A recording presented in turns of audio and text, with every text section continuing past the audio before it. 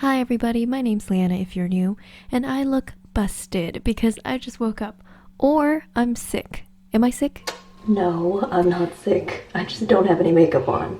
Yeah, I definitely get a lot of people asking me if I'm sick when I don't have makeup on, and to be fair, I do kind of look sick or at least tired. But there are just some days where you can't be bothered to put on makeup or you just don't have enough time. So, because I'm vain, I like to try to look like I'm not on the brink of death with a few techniques. The first of which is to wash my face with cold water. I do this every morning because it significantly reduces swelling. And the reason your face swells is because you either cried yourself to sleep because life sucks, or you just ate too much sodium and your body is getting its revenge on you.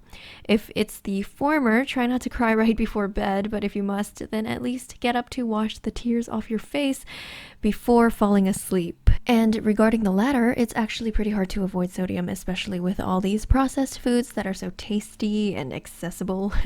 Personally, I'll die before I eat chicken breast without any seasoning, so some swelling for me due to sodium is kind of unavoidable, but thankfully each morning it's pretty temporary.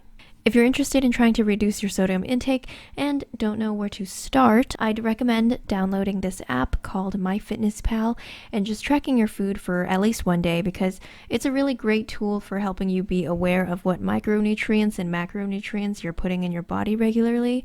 This isn't sponsored, I just really recommend this. A lot of Americans especially are actually eating way more sodium than the recommended daily intake of 2,300 milligrams, I believe. So it's just good to be aware. If you're too lazy to track anything, then just cut out processed foods entirely and you should be good.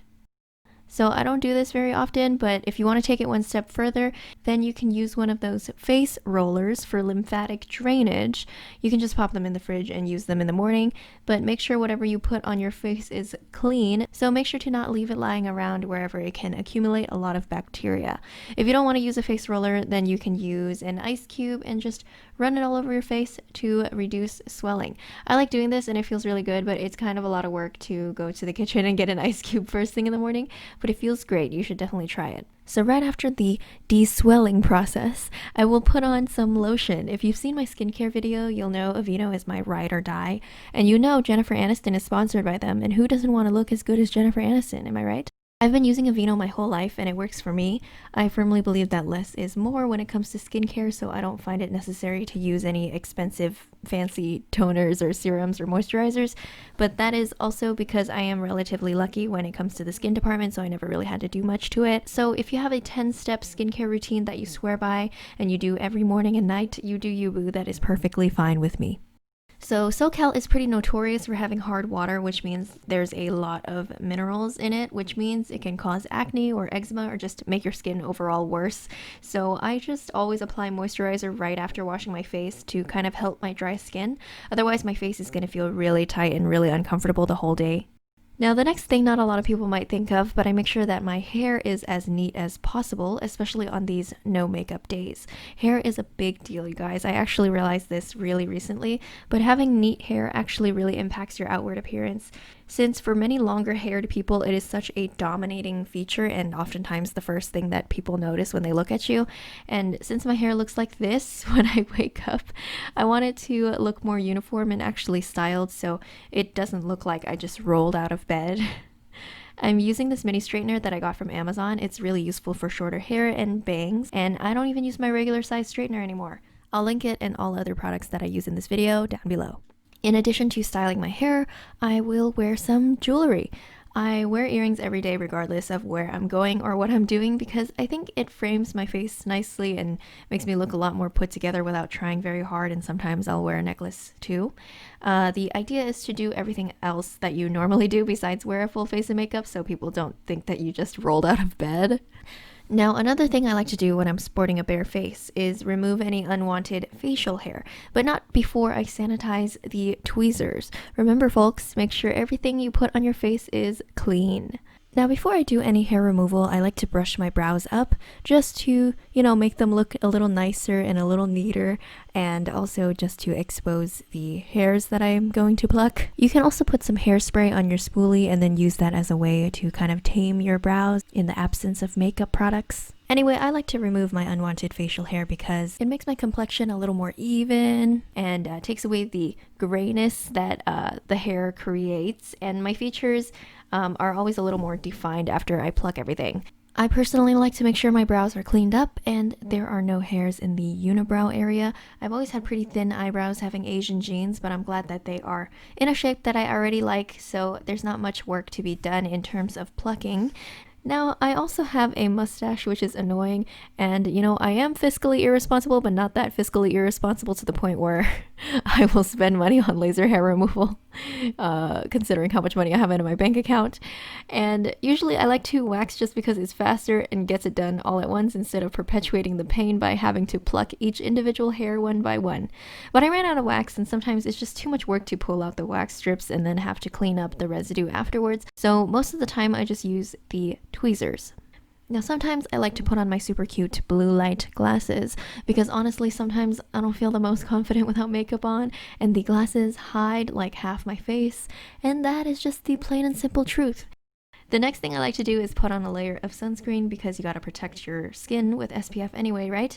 But another great reason to wear sunscreen is that it's a natural highlight and it makes you look really dewy. I like this especially because I have dry skin, so it really makes my skin a little brighter and a little more vibrant. And then to finish this no makeup look, I will put on some lip balm just to make sure that my lips aren't all cracked and dry, and just to get a sheen on them so it looks a little more 3D and a little fuller. Sometimes I also put on a tiny bit of lip gloss just to get a brighter sheen, but I really wanted to commit to the no makeup thing for this video, so lip balm is fine too. Now, I definitely feel a lot better after doing all that, and it's good to have a wake up routine, even if it's not all this, before you start your day, just to get in the right mindset. So, hear me out. I know if you don't already exercise, you're probably not going to start exercising just because I tell you to. And listen, I know, exercise hurts so bad and it's a lot of work. And I'm saying this as someone who just used to study at home and not exercise at all, okay? But the benefits of exercise far outweigh the drawbacks, all right?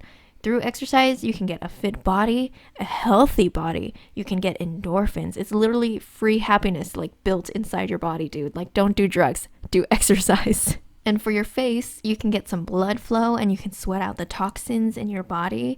Actually, I'm not sure if sweating out toxins is scientifically backed, but it feels good to sweat, okay? And it gives you a natural glow. Now for me, I feel like I look super dead without makeup because my face doesn't have much color on it, especially when I just wake up.